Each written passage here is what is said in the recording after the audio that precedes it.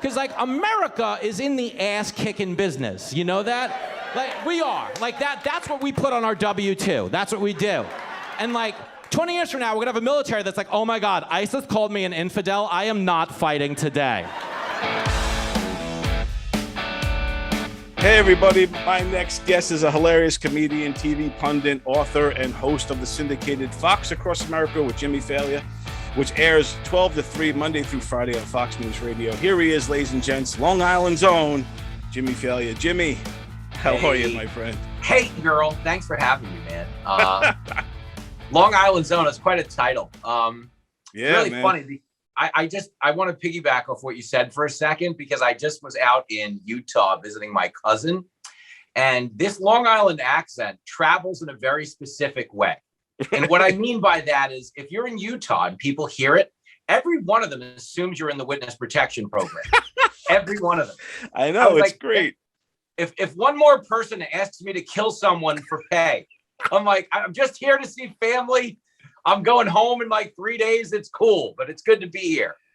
When I was in North Carolina for a little bit, like you said, everybody assumes, you know, that you're a mobster, that you're connected. And then I did like a local acting thing. I was always playing, you know, mafia guys or strip club owners. It's a good time. So fun. Well, at least, like, here's the one thing. At least you were getting paid to pretend you're in the mafia. Because if you grew up on Long Island, everybody I know after 3 beers pretends they're in the mafia. Yeah. They're not getting paid. They're actually paying for alcohol so they can continue to pretend they're in the mafia. Right. So at least you did something productive with it.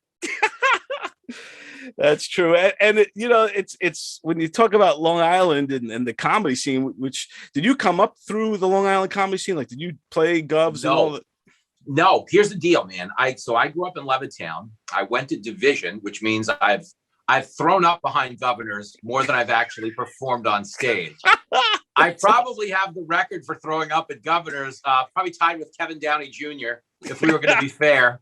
But he was at least working the club. But no, yeah. Because I grew up there, I never ever wanted to perform there in the beginning, because everyone I know was going to show up.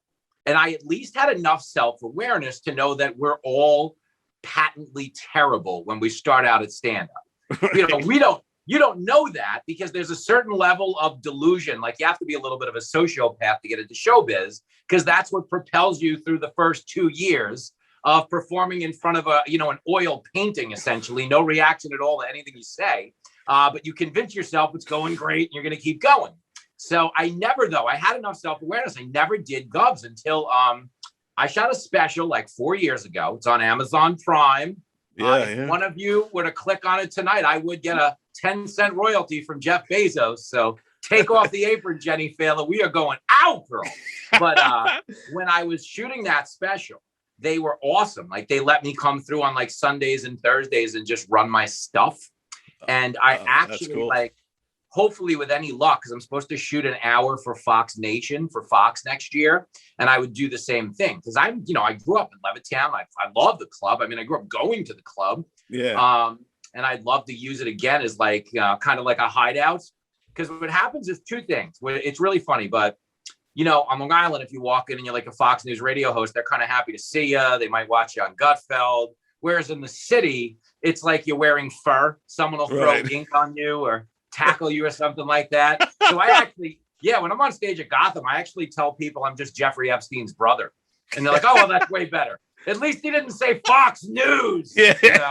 Yeah, you get more acceptance out of that. Yeah. Yeah. Now, and it's interesting that you say that, because a lot of people starting out would want their friends and support system, to be there to laugh. But like you said, it helps with the delusion that way. This way, you think you're killing because they're your friends. But you kind of just jumped right in the deep end, huh? And you went out into the cities and started doing. Don, there's an old adage in boxing where they talk about, like, it doesn't matter what your record is. It's like who you fought. You know, you can be 33-0, but if you fought like the Little Sisters of the Poor, that's really, the 33-0 doesn't carry the same weight as the guy who's 27-16. you know, Yeah, and is yeah. barely getting licensed to fight because he has a detached retina. You know, no, I am the Iran Barkley of comedy. I fought every bad room on the Lower East Side of New York for like 10 years. Again, with your soul in a fetal position. You are doing spoken word for 3 people who are only there because there's a neon light in the bathroom that'll help them find a vein. But I was like, this is how you get good at this. That's why I love Long Island people, because they're not PC, and that's great. They get in there like, holy shit, a white cabbie, we should play lotto. Because my curse, and I really mean this, and it's so tragic. It's like, I don't want to be famous. I just want to be pretty good at it, you know? Yeah. Because the stuff you do in comedy is going to survive you, you know? So let's say you get really famous, but you suck. You know, millions and millions of people for generations to come are going to be like, oh, yeah, that guy, he sucks. You know? Yeah, right. But if you don't get famous and you suck, no one cares. They'll never hear about you again. But if you don't get famous and you're good, you might get famous after you die. You know? Right. Yeah, So, there I you don't go. know. There's always that. A lot of people say, oh, the male sex drive gets weaker with age. It's not true, ladies. Our sex drive stays the same, but our sleep drive gets a lot fucking stronger. When I was 29, I used to go to bars and be like, I'm gonna bang the hottest girl here if I gotta stay out all night. At 39, I'm like, yo, if I could just beat off to her and finish the ice cream in the fridge. Oh. If you were to give advice to somebody just breaking in, I think that's better advice is to say, hey, go to where it's hard. Go to where it's not comfortable. And if you could survive those clubs, or even if you can make those people laugh, you know, and also with the city too, there's so many people, foreigners, like out of town people, tourists. It's, you know, you get a different base than you would get at Long Island, which is all hometown people. Well, yeah, but not, that being said, this is where a Long Island audience is always going to be the best audience. It's very hard to offend them because they get it. It's a blue collar crowd. And they're going to a comedy club to laugh. They're not going to the comedy club to start a movement to take away your job and destroy your family. You know, so if you were to ask me who the better audience is, it's absolutely Long Island. I just didn't want to start out on Long Island knowing I was, just terrible at it. So I went into the city. And if I could tell you this really quick, the first time I got on stage was the New York Comedy Club. They used to have in like literally their coat check room. They would have an open mic in like a side room that in a decent club would have been considered a fire escape, but they went full fire hazard. If this place goes up in smoke, everyone's dead because we can squeeze $80 more out of the coat check room if we turn it into an open mic. So the first time I performed, I was literally obstructing an insurance policy. On a Thursday night, Tom Nemec, who's a nice comic, been around forever, hates me now because I work at Fox, but we correspond. But it was their open mic where anyone could go up and do anything. And a girl went on before me and dedicated a monologue to her grandmother who had died that day and punctuated it by placing a rose on the stool and crying her way off. And then I came charging right up because I had just taken a joke writing class with 5 minutes of my girlfriend is so fat. You know, how fat is she?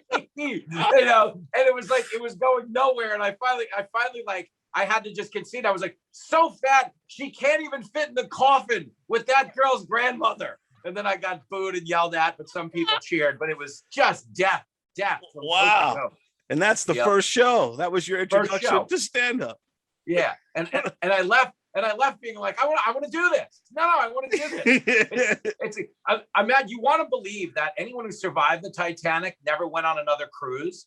Right. But comedians are people who would get off the Titanic and book another ship the next day.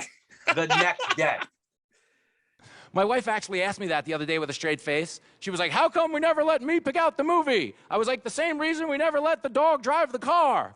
Not going to end good. That's all I got, guys. Thanks for watching. I appreciate it. Yeah, there's no stopping the heart of a comedian. And you know, like, that's another thing, you know, we're seeing the world now, like, you know, with all this, and you've been talking about this forever, even in on your State of the Union, you know, thing on Amazon, your special, that political correctness, social media, all this woke stuff is destroying the country. That's how it's going to go down. The redneck babies are going to take on ISIS, and the hipster babies are going to battle the evil forces of gluten. and here you are, a right-wing guy. How does that play out to the reputation? Like, I think a lot of kind of right-wing or outspoken right-wing comedians are having a tough time getting bookings and stuff like that. Are you finding any of that? I know you got your own thing cooking with Fox networks and stuff, but yeah. It's two things. I mean, certain venues, you know, like if I'm not a big enough name where people can gain anything from protesting me yet. So I'm not saying like I could do a college, they'd probably get offended at what I had to say, like violently offended. But I'm not saying like if I got booked, 1,000 people would show up to complain. I'm not there. You know what I'm saying? Right. So I can play, you know, comedy clubs are fine. And the one thing about me that kind of travels well is I think people have figured out, at least the ones who know me anyway, that like, I don't mean nothing by it, you know, like right. I do say a lot of horribly offensive things on stage, I guess under the current terms, but right. I think it's your responsibility as a comic, especially in this day and age, to just make sure everybody watching you knows that you're bargaining in good faith. Like, you're not like, you know, you might say inflammatory things, you might say crazy things, but you have to tell them like, hey, this is not like a speech, it's not like a stump speech, not like an activist. Right, I'm just making jokes about things that go on in society that we all know about. Nobody has to get their feelings hurt because I don't want your feelings to get hurt. You know, it's just the whole thing is stupid. And it sucks that it's come to that, but you do have that responsibility in a way as a comic, because if you want to get laughs, you need to diffuse the threats in the room. So one of the things I do in the city that I like my favorite thing to do is you can walk into a city club and really beat it to the ground and not tell them you're a Fox News host until there's a minute to go in your set. And it's the greatest thing in the world, because at that point I'm like, hey, you took the money. You laughed at every one of these jokes. Right. So that should kind of change your perception that you shouldn't just have this Pavlovian bell reaction to hating things. You've been taught to hate things, because that's what's like so reductive about our politics right now is 90% of the people you hate, you'd probably like if you hung out with them, because they like the same stuff. What do you got in the background? A guitar, a shark. People like guitars. People like Jaws. They like you, even if they hated you for your views, you know? Right. And like, that's the dumb thing is like, we all have common enemies. It's not like each other. It's not the other political party. Like everybody, to give you an example, hates cancel culture. Nobody likes people who get offended. You're never going to be at a party and go, oh, I can't wait till the guy who gets upset at everything shows up. It'll be amazing. Oh, it's going to be great. He'll call the taco dip cultural appropriation. He'll say we can't play music from other cultures. Oh, it's going to be great. You know, no one's doing it. Right. So it's like the whole point that's like what we've devolved into is giving power to this like tyranny of the minority, I think is coming. Honestly, I really mean this for the good of the world. I think we're turning a corner. Like, I think we're getting into this phase of like, hey, just shut up and get over it. But it's true. Like, I think all of these things we're trying to do in the name of like political correctness are hurting us as a people. Like, I really feel that way. Like, I read a study the other day that 40% of elementary school children in America are obese, but they're not doing anything about it because they don't know they're obese, which is what happens when you eliminate bullying. Think about it. Back in the day, every one of those fat kids would have known they were fat. And I think current events have helped us with that, because certain situations, you know, there was the little mini revolution in Cuba where you saw people out in the streets who were starving. What were they doing? They were waving the American flag. Right, you know, what's going on in Afghanistan right now reminds, you know, when you see people clinging to a plane trying to get out of a country, that, hey, it's probably not so bad where we're sitting right now. Right. That's the joke of right now, man, is that America became the rich kid who doesn't understand why everybody is so blown away by his house. Right, you know? right. If you had a friend growing up who had like remember that basketball video game where you could literally shoot hoops with the mini basketballs? And you had a kid who had like that basketball game, a 90-inch TV, an indoor trampoline, an indoor-outdoor pool, and he didn't get why everybody wanted to come over his house, why we wanted to leave behind our 2-bed, half-a-bath Levitt to go over to his blown-out ranch. Right. You know, that's who we are as America. We don't have the self-awareness, most people, to know how good we have it. No, that's a great point. And I know that kid too, by the way. I couldn't stand him. I'm just kidding. I'm telling you, I was the beneficiary of a tough love society. I was 300 pounds as a kid, and I did something about it because I knew I was fat. Like, I knew I was fat. Every day when I got dropped off at school, the minute I got out of that car, hey, you fat fuck, huh? How much can you eat today, you fucking animal, huh? I'll be like, all right, Mom, I'll see you at 3. No, but there seems to be like so much going wrong the last few years. It's been nuts, and you know, and it makes you think sometimes with is it deliberately this bad? Is this like on purpose? Because this president can't really be this bad, can he? The FEMA director is on. FEMA director Chris Wells, she's on. And I'm here with my senior advisor and boy who knows Louisiana very, very well, man. Come on, man. Do you think we're beyond fixing it, or how do we fix it? No, not at all. What I think is ultimately going to happen is, like, they say, like, necessity is the mother of invention. Okay. Right now, the big problem we're in is most of the leaders are governing for today instead of tomorrow. And what I mean by that is they're making decisions that won't get them in trouble today. Well, look, I guess I should be flattered. People are coming because I'm the nice guy. That's the reason why it's happening. That I'm a decent man, or however it's phrased. That, that's why they're coming, because Biden's a good guy. There's a very vicious, omnipotent news cycle, because we're all so connected now on the phone, that nobody wants to become the eye of the storm today. Right. So they make political decisions that are safe today, but might screw us over tomorrow. And so I'm going to say something outrageous. I have never been particularly poor at calculating how to get things done in the United States Senate. So the best way to get something done, if it holds near and dear to you that you like to be able to, anyway.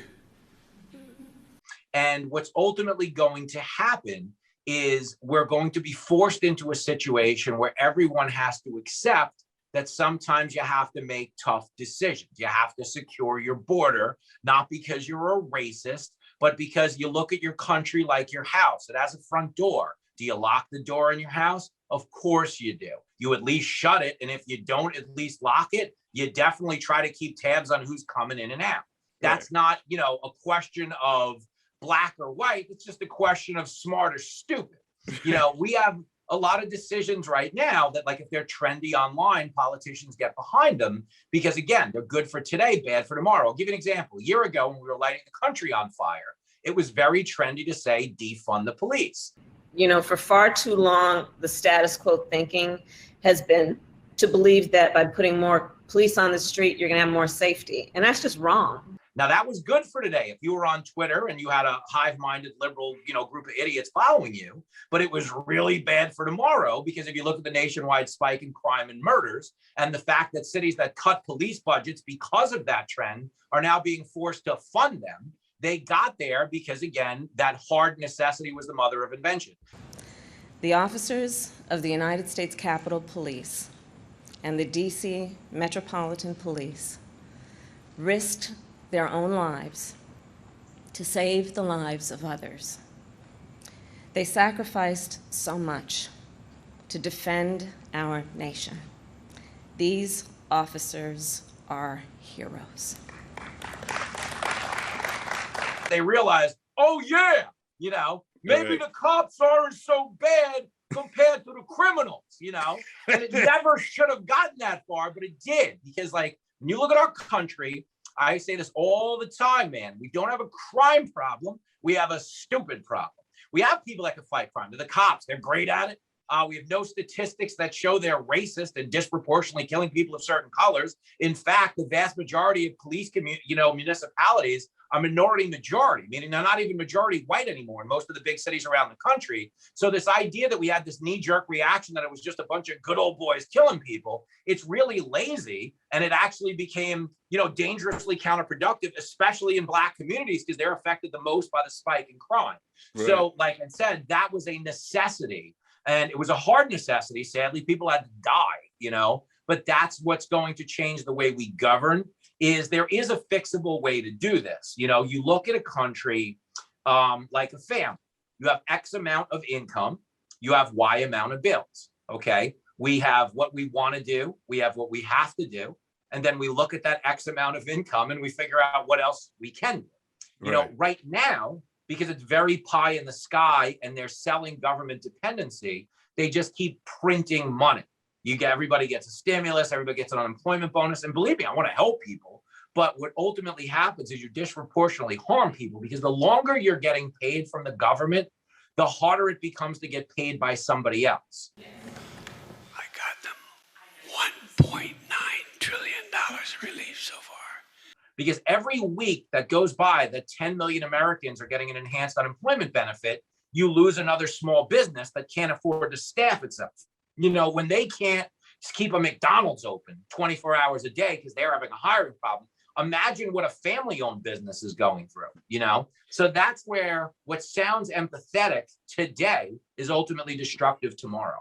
Yeah, it's scary times. I feel like in a lot of ways, the world has just been turned, at least America's just been turned upside down, and the good guys are the bad guys, and the bad guys are the good guys, and it's just becoming crazy, and it makes you wonder, whatever people think about Trump, do you need a guy like Trump who's not afraid to be unpopular? You can't do that. You can't do that with me. So they're dead as far as I'm concerned. And we've hit the Taliban harder in the last 4 days than they've been hit in over 10 years. So that's the way it is. Like, even if you hated Trump, in positions like President of the United States, your job is to lead the room. It's not to read the room. It's not to worry about whether the room's going to be happy with what you did today. It's your job is to do what you think will be better off long-term for everybody. You've got to think beyond today. You do need that. We don't have that now. Like, when you have a traditional politician, and Biden's a perfect example because he's been in Washington for 47 years. Every move they make is a calculated move to make sure they don't get in trouble today. Ladies and gentlemen, they gave me a list here. The first person I was instructed to call on was Kelly O'Donnell of NBC. Thank you, thank you, thank you. And I'm happy to take questions if that's what I'm supposed to do, Nance, whatever you want me to do. I'm sorry, this last question I'll take, and I'm really going to be in trouble. Do you think that people have an issue with? Nobody is governing with the greater good in mind. And I'll tell you this about Trump, and this is really interesting because I know everybody who knows him, I know everything about him. He really, when he won the gig, when he actually beat Hillary, which he didn't think he was going to do, but when he actually did beat her and pulled off the big upset and all of that stuff, he wanted to be able to say, I told you so.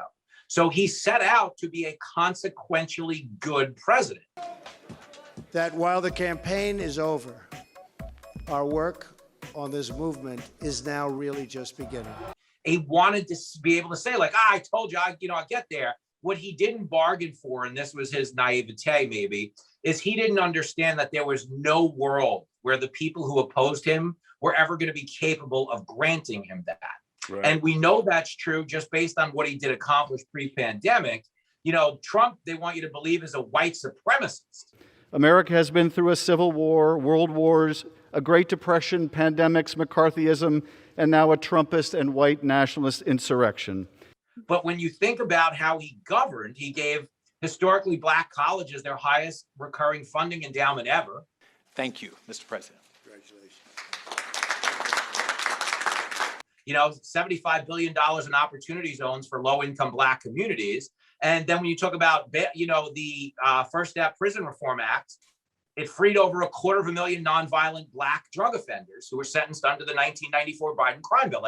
He was consequentially better for the Black community than any president in the last 50 years. 2 months ago, I was in a prison cell, and I'm in the White House. Let's continue to make America great again. Like in theory, and his tax cuts, the Trump tax cuts, made Black households the single largest gainer of income by percentage and dollar. And it's like, no one, you've never even heard that. You don't even hear that out of Trump, because Trump is not as good of a surrogate for Trump as people like me who understand what went on are. Because Trump likes to talk in generalities. These guys suck. What a bunch of losers. And it's fun, but it doesn't like get the focus onto what he's substantively doing right.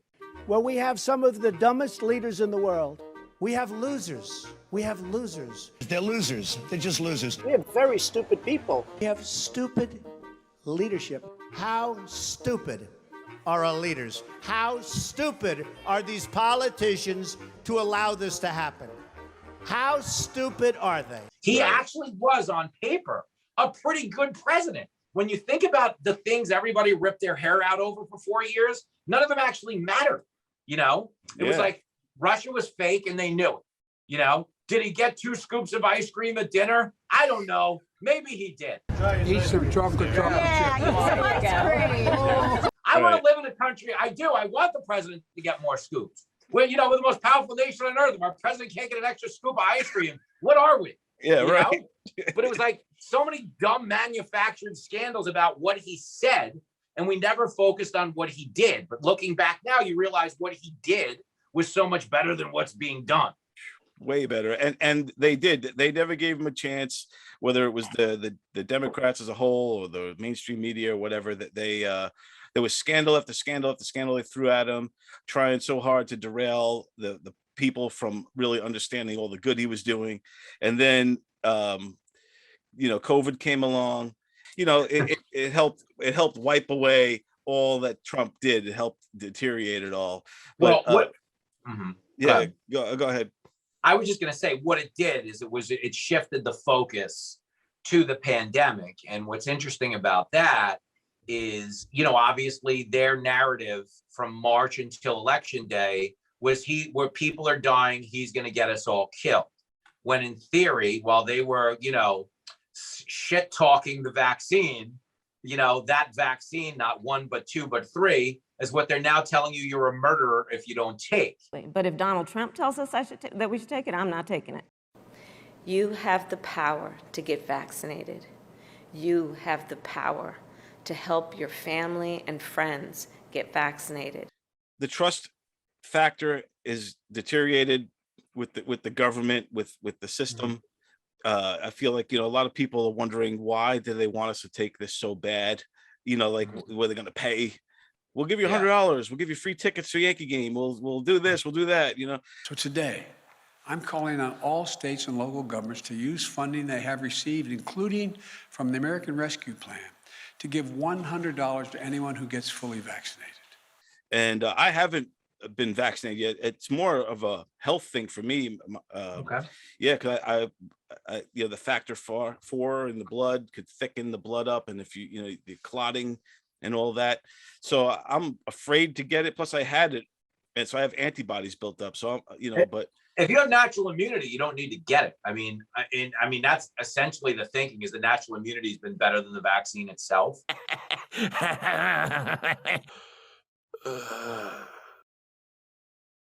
Yeah. But again, it's just your choice, you know. There are people who are in the targeted group that should probably get it. If you're elderly with underlying health complications, if you are, you know, morbidly obese, you know, like circus fat, yeah, you should get it. You know, I'm kind of fat. Like I don't actually look fat in like on camera at the moment, but you know, you catch me at the right angle. You know, I got a little something going on. Same here.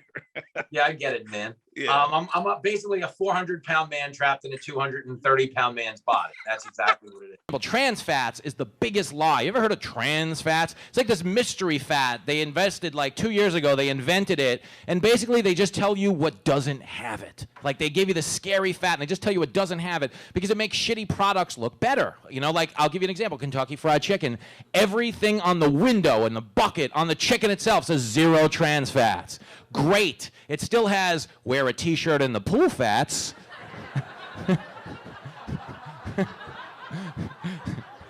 You know, can't see my dick anymore fats. Have a heart attack and die fats. but no trans fat, so let's eat that. Before I let you go, we do this thing called rapid fire questions. These are just random questions. And then just give me the answer. We'll just move on to the next thing. Okay. So, believe me, I'll get this over as quick as I'm kidding. You're the best.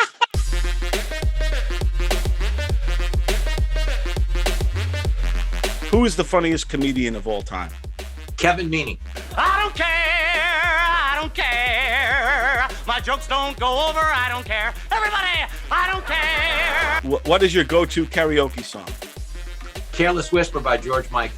So I'm never gonna dance again the way I danced with you.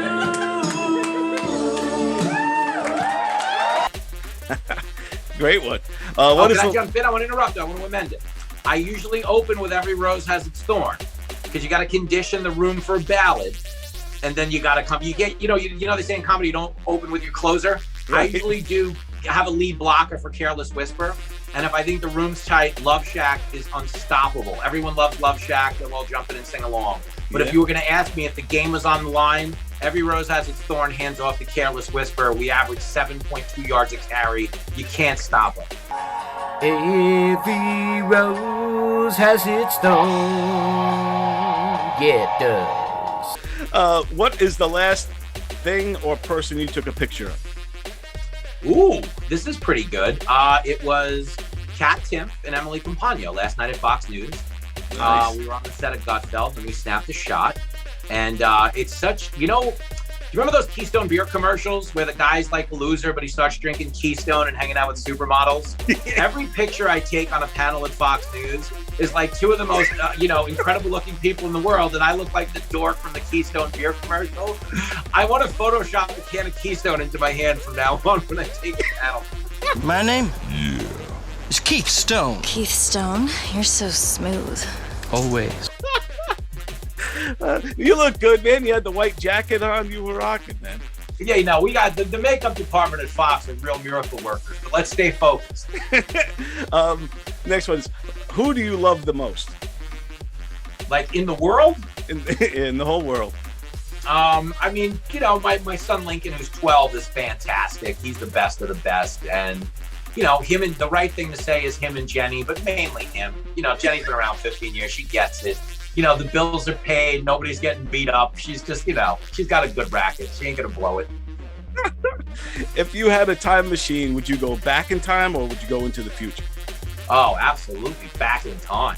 Because it's just going to get progressively worse now. Because as long as instant gratification keeps getting better, our ability to enjoy things is going to keep getting worse. America peaked as a country the year we put out the Super Bowl Shuffle video, 1985, when the Bears were, we were integrated. We had the Run DMC Walk This Way video, so black pop culture, white pop culture.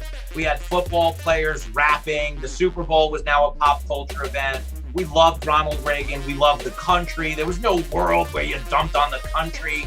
And technology was such that you just had a little space, We didn't need this. Like the cell phone is what really destroyed the quality of everyone's life in ways they don't realize. We are the Bears, shuffling crew, shuffling on down, doing it for you. What's the best Christmas gift you ever gave? Ooh, ever gave to somebody. Heather Furr got a double heart ring in 6th grade from the Tri-County Flea Market. Yes. Where I paid some woman like $325 for a ring that was probably worth $6. And she, the women in the jewelry exchange who used to have like heavy Israeli accents and flirt with you, and they had killer perfume, and they tell you how sexy you were, and then you just give them everything you had. I flirted my way through a $300 purchase that should have cost $6 and gave it to Heather Furr, but she was over the moon because who was rocking jewelry in 6th grade, That is so awesome. There you go. What's the best movie ever? Ooh, of all time, best movie for me, for my money. I probably watched more than anything Unforgiven, but as a cab driver, I love Taxi Driver. Early Scorsese, Taxi Driver, king of comedy. I've watched Unforgiven to death, High Plains Drifter to death. But my closet favorite movie, I'm not making this up, it's a deep cut, is 3 O'Clock High. It's an 80s comedy about Buddy Revell, who is like a wanted felon who's been kicked out of 6 high schools. he winds up going to this news school, and a kid who works for the school newspaper has to write an interview with him. But they wind up, getting into a misunderstanding, and now Buddy Revell wants to fight Jerry at the flagpole at 3 o'clock.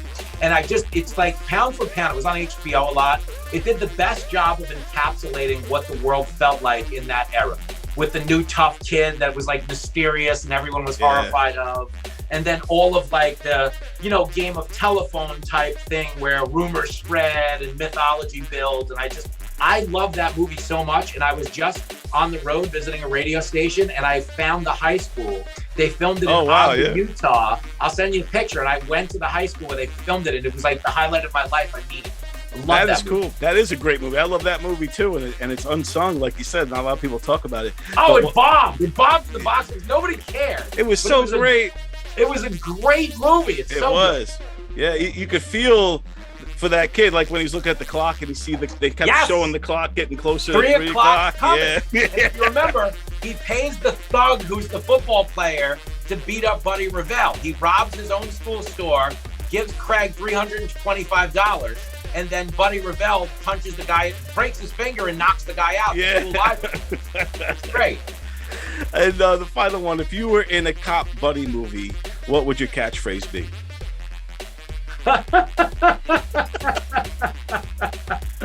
A buddy cop movie? Oh, honestly, it would be chill the fuck out. I would say, yo, chill the fuck out. Because I think that buys you currency with someone who's flipping, that like you say it to them in a way that you're not yelling at them. Like, hey, I'm being reasonable, chill the fuck out. And I think that's good for a partner too, because you don't want the partner who, throws one roundhouse right too many, and now you're going to jail because you were there with him, or vice versa. You don't want the guy attacking you. So I think chill the fuck out. And I think you could put that on to Chris Tucker, and he'd be like, chill the fuck out, man.